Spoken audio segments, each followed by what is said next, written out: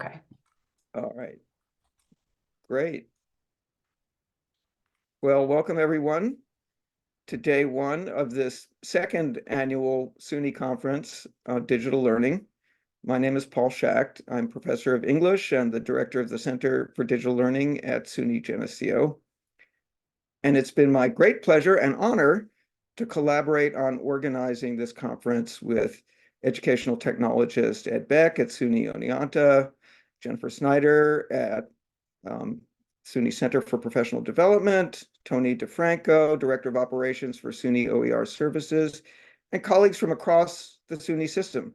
I want to express my deep gratitude to the CPD and OER services for their infrastructural, organizational, and moral support, and to organizers Anna Joffrey at SUNY Polytechnic, Michael Kramer at SUNY Brockport, Ryan Clow at University at Albany, and Maria Sciangela at SUNY Purchase. And of course, a big thanks, especially to all of you for being here today. This online conference is a follow-on to the fantastic in-person conference that Ed Beck, Chilton Reynolds, and others at SUNY Oneonta organized in fall 2022. I hope it won't be the last one. The focus of that 2022 conference was open and public digital tools to transform learning and foster community engagement. The focus of this year's conference is educating for digital citizenship. Yesterday, we had 4 fabulous pre-conference workshops, and today and tomorrow, we've got a great lineup of presentations and lightning round sessions in store, all geared towards answering the question, how can we help students develop the skills they need to be effective, responsible, autonomous, democratic citizens in a digitally mediated society? Our presenters will be giving us tools and ideas for helping students to develop the ability to distinguish information from misinformation and disinformation, to leverage online networks for purposes of advocacy and activism, to build public-facing websites that make data-informed arguments, preserve cultural heritage, or amplify marginalized voices, to be as secure as possible from governmental and commercial surveillance, and to distinguish AI hype from AI reality and AI opportunities. We're incredibly fortunate to have 2 amazing featured speakers on the schedule today and tomorrow, Chris Gilliard and Kathleen Fitzpatrick. Chris is a digital privacy researcher and Just Tech Fellow at the Social Science Research Council. Kathleen is Director of Digital Humanities and Professor of English at Michigan State University, where she also directs MESH, a research and development unit focused on the future of scholarly communication. Between the 2 of them, they'll give us a lot to consider about the ways that our own work as educators can, depending on our choices, either exacerbate or resist the increasingly extractive, intrusive, and manipulative tendencies of big tech. I'll be in conversation with Chris today at 1 p.m., and Kathleen will speak at 2:15 tomorrow to close out the conference. A couple of quick reminders. Please try to be prompt when joining your session so as not to disturb the presenters. Be sure to mute your mic and turn off video when you're doing that office work. Something else that you have to pay attention to, can't be fully attentive. Just mute yourself, turn off your camera, and most important, don't forget to ask questions. Put them in the Q&A during the featured speaker presentations, in the chat during the other sessions. Please ask lots of questions, share your thoughts. Let's make this as interactive a 2-day conference as we possibly can, even though we're not in person with one another. If you have issues during the conference, please contact cpdinfo@suny.edu for assistance, and someone from the CPD will do their best to get back to you as soon as possible. Hope you have a wonderful next 2 days and that you come away from the conference with new perspectives and a host of new tools for your teaching. Don't know if Ed or anyone else wants to add anything to that. I'm good, but can we, Tony, can you say a couple words from OER Services? Yeah, thanks, Ed. Thanks, Paul. On behalf of SUNY OER Services, we extend our heartfelt thanks for your participation in the SUNY Digital Learning Conference. We're grateful to the organizing committee for the work that they've done, SUNY Center for Professional Development for their efforts in bringing the conference to life. And as a large public university system, we really try to advocate for solutions and digital tools that enhance the learning experience and empower faculty and students to tap into their creative potential in impactful ways. And we feel this conference is a terrific way of really highlighting that type of work. So again, thanks a lot for being here. Thanks for everyone putting this great conference together. And Ed, I'll turn it back over to you. All right. So our first order of the day is going to be lightning talks. And I have to admit that I love lightning talks. I think they're fun. And one of the things that we decided as a conference committee was that even though we're only giving a short amount of time to each presenter, that the lightning talks wouldn't have anything scheduled against them. So both today and tomorrow, we're starting our day with lightning talks. And those presenters will just get a few minutes to address the full conference attendance with nothing scheduled against them to give them the floor. So our first lightning talk is going to be Rachel Rigolino. Hello, can everybody hear me okay? Yes, we can hear you. All right, so I've never done one of these before. I am incredibly nervous. Our campus is actually doing an AI series. I have a person in a moment who's going to be in person, but I'm going to go very quickly. So let's see if I can do this. All right, and I'm going to share my screen. Does that look okay? Looks great. Okay, so, and I'm on my Mac. So we will see if I can get this to the present. Oh boy. Bottom right corner by your Zoom. Yep, next one over. Nope. Which I know why I can't see it. Thank you. So, all right, navigating AI ethics, training students to harness generative AI responsibly. So what I'm talking about today is a course that I offered over winter session, brand new course. I'm just so excited to teach this. I basically spent my summer building out this course with the help of Dolly and generative AI, helping me out a little bit with creating lectures. And the course was a 300 level English course, which may seem a little odd, but what did we do? We focused on 3 areas. I provided a super basic humanities POV, basic information about generative AI and what it is. And then I focused on AI applications in business and education, knowing that I would have students. In fact, I recruited some students from both of those areas. And I also brought in AI depictions in literature. And in hindsight, looking back, it may have been too much, right? I mean, these are 3 very different areas. So we did a lot of stuff. We covered a lot of material.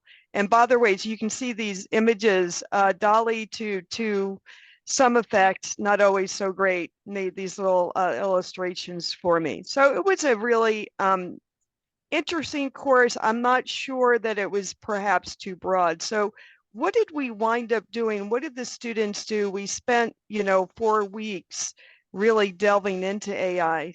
Well, one thing we did was to engage in social annotations of current media. All right, so we were looking at very recent publications by people like Ethan Mollick, Lance Eaton, and other people, keeping up with what Inside Higher Ed was saying about, and the Chronicle about generative AI in higher education and in schools. Because, and I'll backtrack a little bit, let's see, about 80, well, there were only 15 students. So, but I think about 12 of them were training to be teachers. So we became very focused on the way that this was being discussed, and it was all very current information. They did social annotation instead of discussion board, because I'm all on board nowadays with social annotation. I created some great case studies using ChatGPT, and I told my students I was using ChatGPT to do this, to explore ethical situations. So I created 4 different ethical situations and asked them to respond. They could choose the one they wanted to respond. and they created a virtual presentation arguing a particular course of action. These case studies, I think 3 of them had to do with business and 3 of them had to do with education. Again, I was centered on ethics in terms of educational setting, but also business, knowing that that is so important in both areas. And then for fun, at the end, when I realized I had so many, K through 6 majors, I said, why don't you, if you want to, experiment with generative AI and create your own children's book and then reflect on the process. So that was a lot of fun. I also, and I think this is important, gave students who did not want to use generative AI, they had an alternate assignment that I won't get into. They didn't have to sign into ChatGPT if they didn't want to, or something else. So these were our 3 big things, and this is how they were, what we did. So I have to say I've been teaching for really since 1993. So about 30 years. And this was probably the best course I've taught in a long while. And I asked myself, why? Why did we all enjoy this? Well, partly because we're all learning. It's not as if that, here I am teaching you something, from a long time ago, and you're listening to my expertise. We were all discussing and learning at the same time. And the students all are, asking, friends want to take it. It just wound up being a great course with a lot of positive energy. So why were my SEI so high? Why, there are probably a variety of reasons, but what's going on here? I think a lot has to do with students, and I grabbed this as K through 12, but I think it reflects the landscape of higher education, right? Students want to know more about using AI and how they might use it. Frankly, here on campus right now, I, allow my students to use AI, generative AI for certain assignments. They range from not admitting to using it at all, but maybe they are on the side, to being absolutely terrified because they don't want to be accused of plagiarism.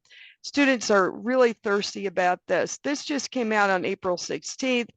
Yeah, provosts, administrators, yeah. So this is something that we really need to be engaged with. And then obviously, this is just all out in the industry, just talking about making AI skills training. It's got to be there, and especially for our future teachers and for our business students. I can't think of 2 more, and I could get into computer programming and all that, but really essential, especially the ethical considerations, so essential.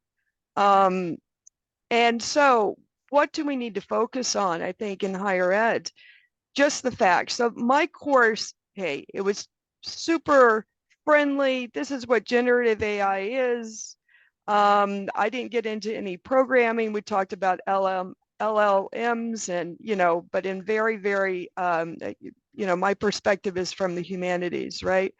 I think we also need to create spaces where students can really play with AI, experiment with it. And then the big question, though, is how we're going to grapple with the ethical use of AI. Obviously, within higher education, I'm a writing teacher. So write, exactly. What does that mean for producing a draft? Is that a student's work? Well, the students are going to be using it. So we really need to think about all of this. And to a great extent, I think it, on the instructor end of things, we need to think about how we create our assignments so that they are, to some extent, AI resistant. But how are we going to incorporate AI? I think these are 3 areas we need to think about. Okay, so one approach is just to say the AI Rachel, detection you're over software. time at this point. Could I I'm invite you sorry. to wrap up? I'm going to wrap up. Resistance is futile. Thank you. Thank you, Rachel. Thank you for a great talk. I hope that gives people an idea of Rachel's expertise over here, and maybe you can continue the conversation in the chat and reach out to her, because I think we all would like to hear just a little bit more about that project. Looked great. Our next talk that we've got coming up is from Melissa Wells. Great, thanks so much. I'm going to go ahead and try to share. Okay,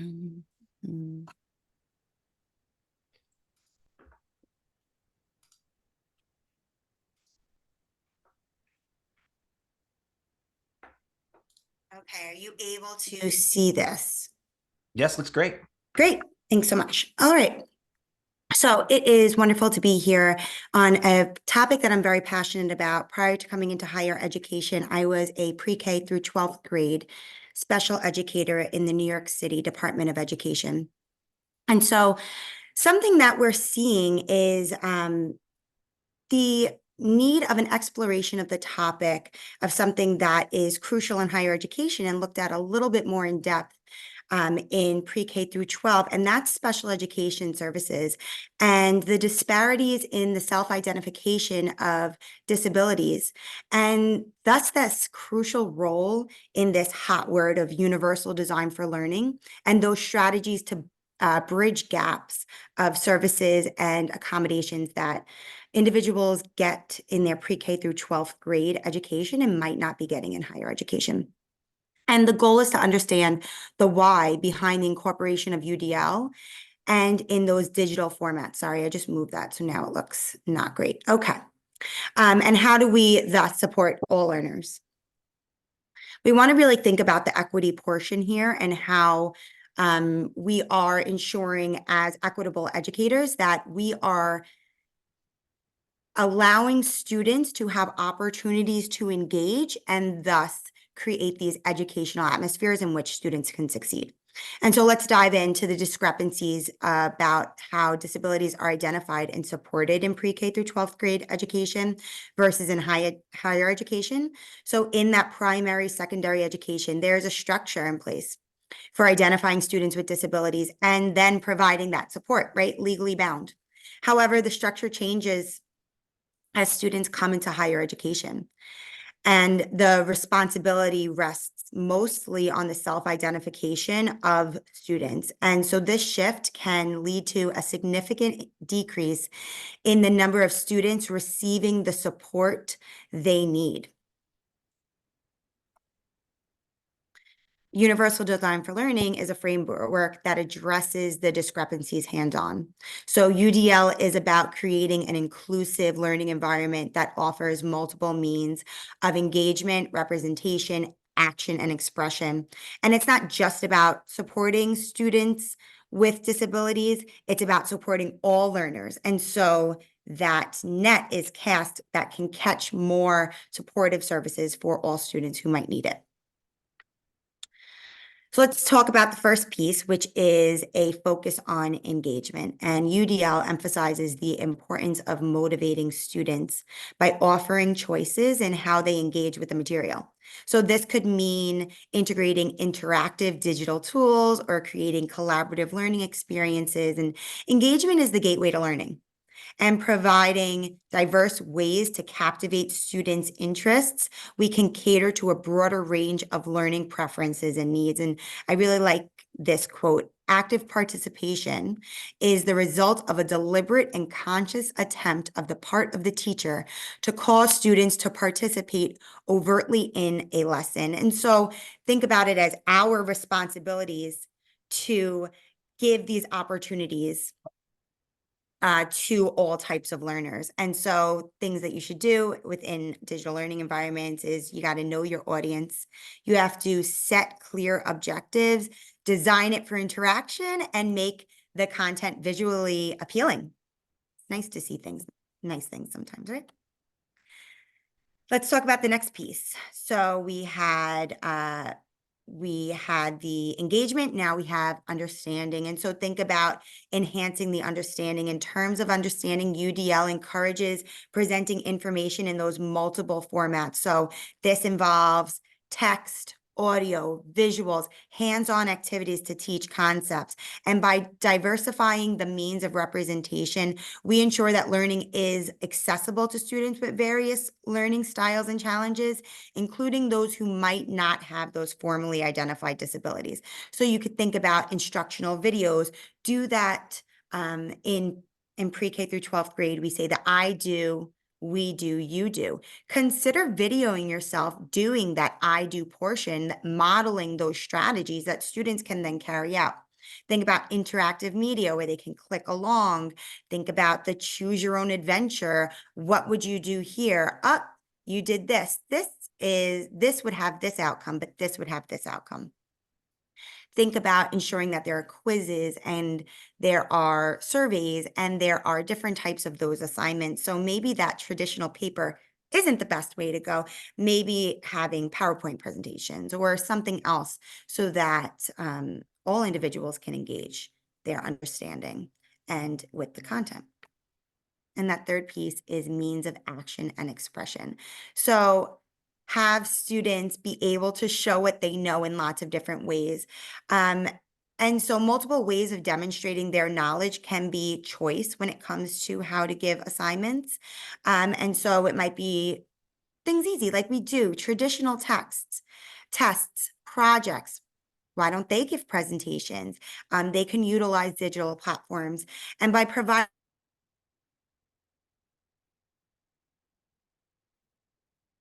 in the way that best suits them. Remember, our goal is to see if they grappled and understood the content, not to potentially grade them on their presentation skills or their ability to write an APA paper or their ability to understand how quizzes and tests work. And so we don't want to get caught up in those pieces if we're looking for content understanding. Sorry. So in the digital dimension, there are lots of cool new ways, and maybe not even so new, but incorporating digital for learning not only makes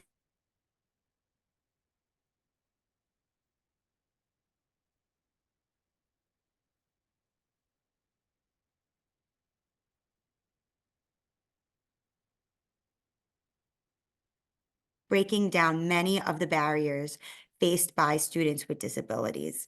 And think about gamification, surveys, polls, watching those modeling videos, engaging in virtual study groups or virtual learning like we are here, or if you are doing an in-person lesson, videoing it, keeping it so students can access it and perhaps slow the delivery of content down or speed it up, stop and go, check for understanding.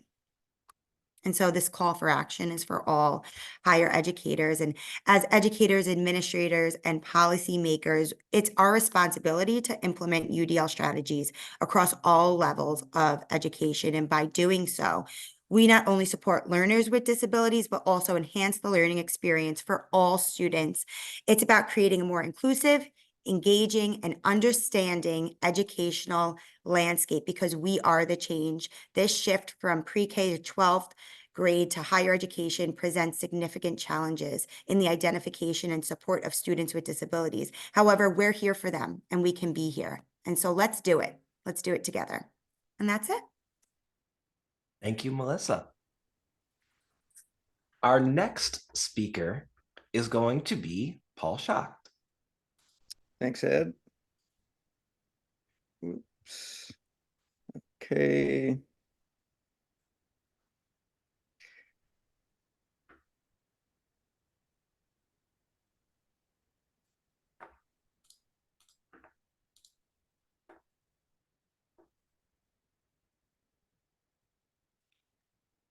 Are we Paul, I good? see your screen, but I see kind of your desktop background. Let's Seeing try purple that. waves. Yeah, let's try that again.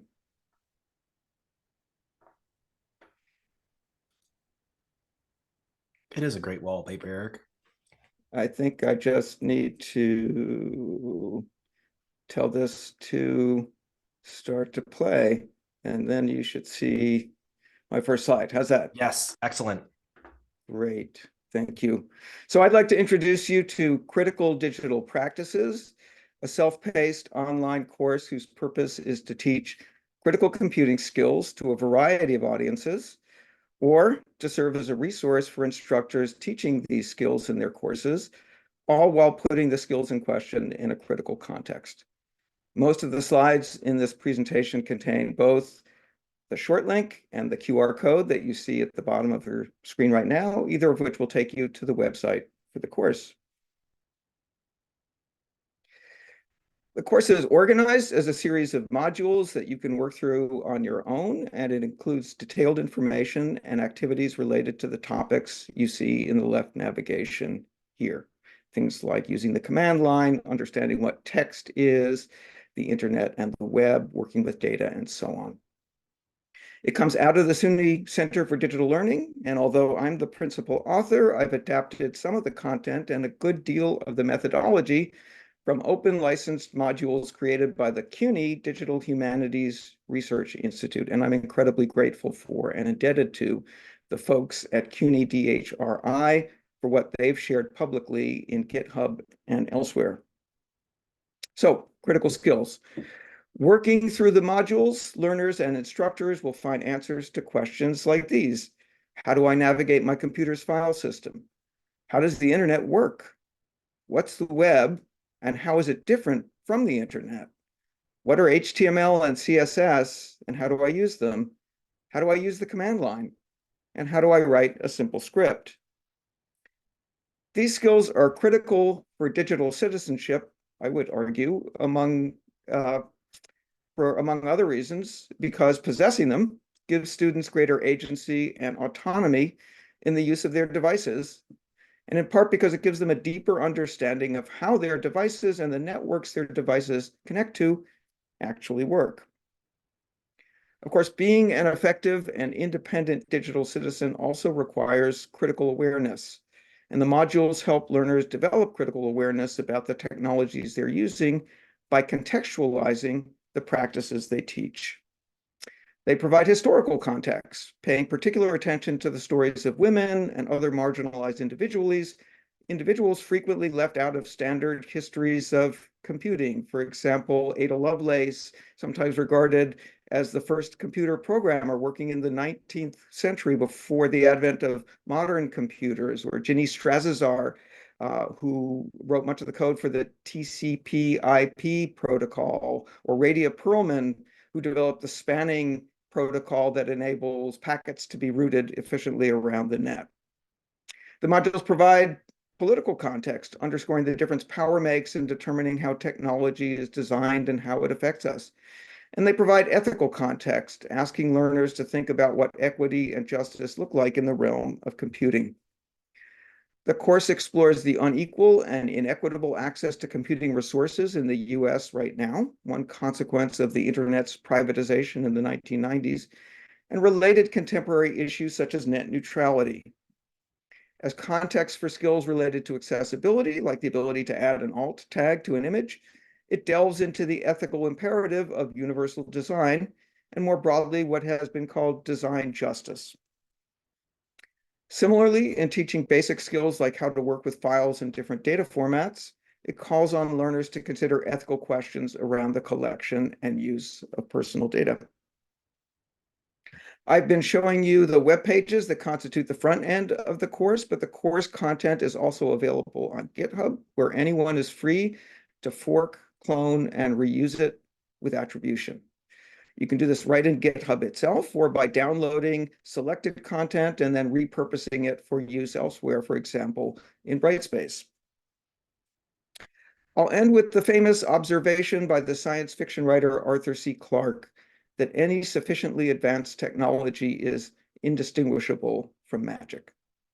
We all know that big tech companies like Apple and Microsoft have worked hard over many, many years to design devices and software that make us feel like magicians by giving us the illusion of direct manipulation, so that in effect, our wish is the machine's command, whether we express that wish by touch, voice, eye movement, or coming soon, really already here, a mere thought. And this is a wonderful, empowering illusion. I want to be clear about that. But agency, autonomy, and critical awareness require us to ask who's really in command and who really holds power, when for us as users, what our devices do really is just indistinguishable from magic because we don't understand how they do it. Critical digital practices ask students to consider that even as modern computer interfaces put increasing power at our fingertips, they also increase the power of those who design them, in part by burnishing their own self-image as magicians, but also by enabling them to define the horizon of possibility we see in our own devices. By asking students to consider these things and by teaching fundamental computing skills in critical context, the aim of the course is to begin to demystify not only our devices and the things we do with them, but the industry that brings them to us, and to shift, even if only slightly, the balance of power. Thank you. Thank you, Paul. Our final lightning talk today, and it looks like we will have a little bit of time for questions at the end, but our final lightning talk today is going to be from Ruth Carpenter.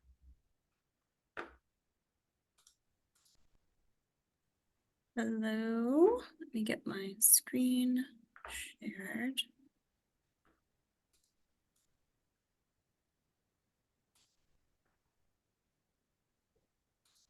It's like we're good. You are all set. Okay, awesome. Hello, yeah, I'm Ruth Carpenter. I'm a digital scholarship librarian at Binghamton University. So the first proposal, or the proposal that I put in for this talk, was to discuss how we work in digital and data literacies throughout our consultation practice. But in looking through the literature for examples of what other people do in terms of that, I found there's not a lot there in terms of kind of best practices or steps throughout the consultation kind of workflow. So that kind of redirected me to thinking about creating a framework for digital scholarship consultations and really defining the steps within that practice and ways of more intentionally working in both digital and data literacies throughout those kinds of consultations that we have and those interactions that we have, both in terms of like the large literacies of data management and digital project management, but also the smaller, more kind of tool-specific literacies as well. And also defining the expectations of what happens within that consultation space. So we have people approach us as digital scholarship librarians for a lot of different reasons. So they approach us to build things that maybe we're already familiar with using tools that we are familiar with and support. So WordPress websites, Omeka websites, using the Night Lab suite of tools to make timelines or maps. We also support instructors, professors coming to us to integrate these projects into their classrooms. So to teach their students how to use these tools and the best way to kind of define digital projects in terms of their syllabus and their learning outcomes. And then we also are approached occasionally by researchers who want to create something a little bit more bespoke to their research, a little bit more custom, not something necessarily that's never been done before, but that we maybe haven't done as librarians, that we haven't done as an institution. So just things that would take a little bit more time and consideration. And there are common questions that we ask across all of these scenarios. There are common things that would need to be addressed, that a framework would help ensure that we're asking about. But there are also things that would be different about each of these that a framework would help us more define and then be better collaborators in the long run.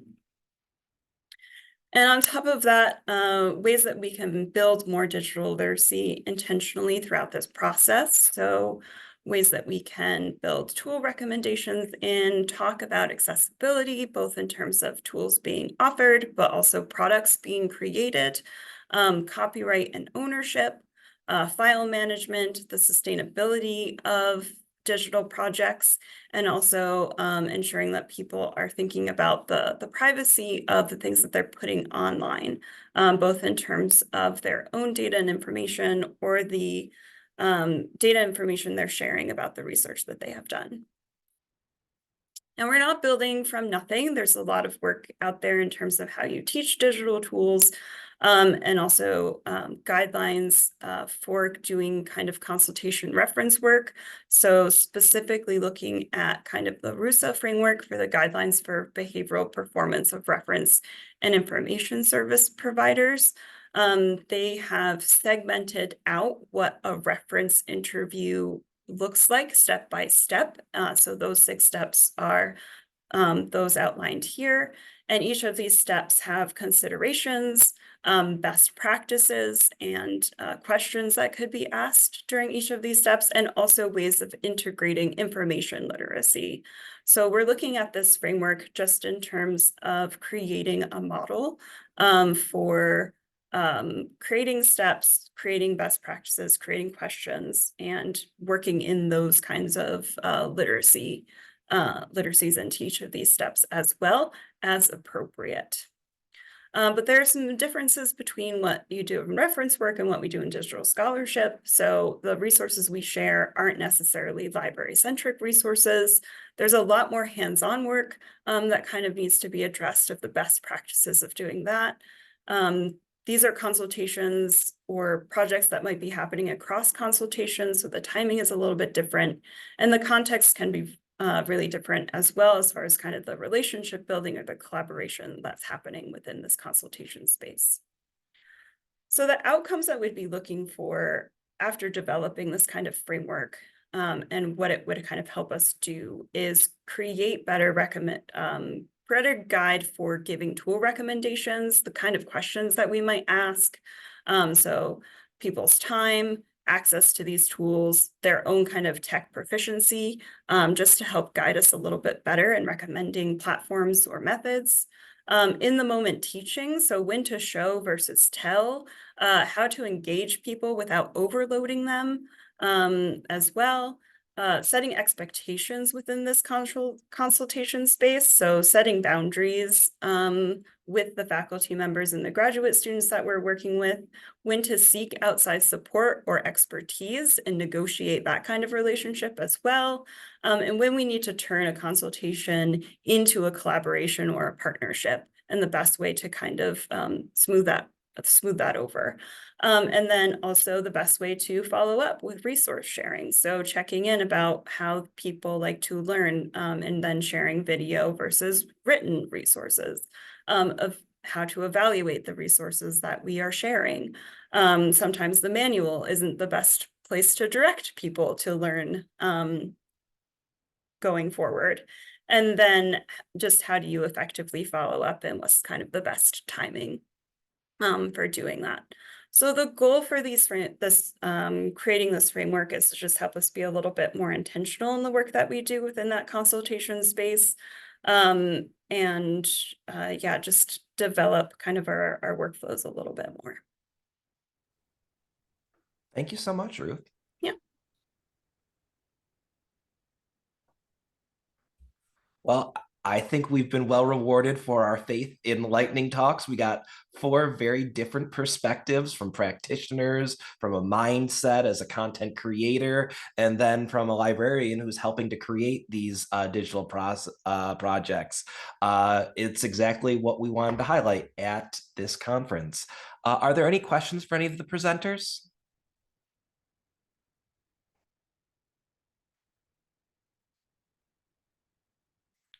Okay, hearing none. Although there were some, there was some just general awe of Ruth's slide game in the comments, and there was a lot of appreciation for all of our presenters in the comments. So I really enjoy that. The next thing that we have on our schedule is we will be breaking out into our concurrent sessions.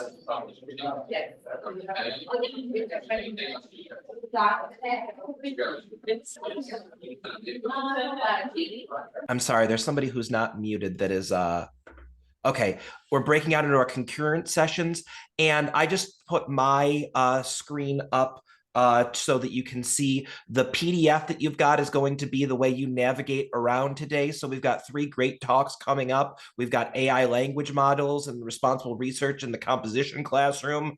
We've got more on data privacy and using that as a critical informational literacy. And then we've got a disinformation talk, which has a great title, Werewolf on Campus, teaching students to recognize mis and disinformation outside the academic context. We've also got another session coming up at 11:40. We'll have our lunch break, and then we'll see you all back for our keynote, which is a conversation with Chris Gilliard. Ed, it looks like Laquan has a hand raised. Laquan, yeah. Hey, good morning, everyone. It was just a quick question from Rachel's original, and I'm sorry for the background noise and public here. But I just wanted to know, was she offering that class in person? I'm assuming yes. No, this was an async and it was a compressed schedule. That's helpful. I teach full-time online, and I'm always looking for engaging ways to keep students moving. So I enjoyed your presentation. Thank you. Thank you.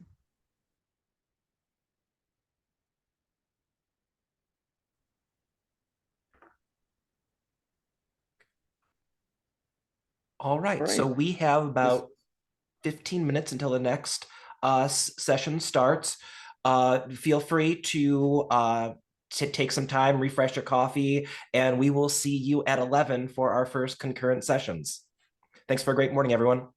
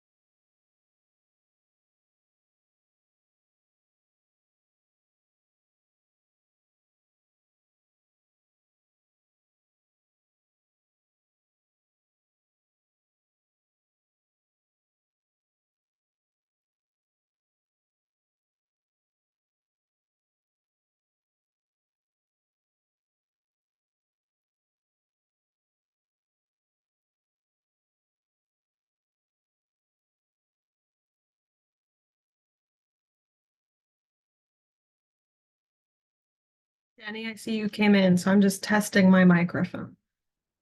And apologies to the people in the room that are just going to hear us testing to make sure our tech works. Yes, apologies. Can you hear me? I can hear you. Hold on. Here's our third co-presenter for the day. Pretty cute. Oh, how cute. Oh, thank you. This is my stage 9 clinger. I originally was going to do this from another room, but then he sat at the door and cried.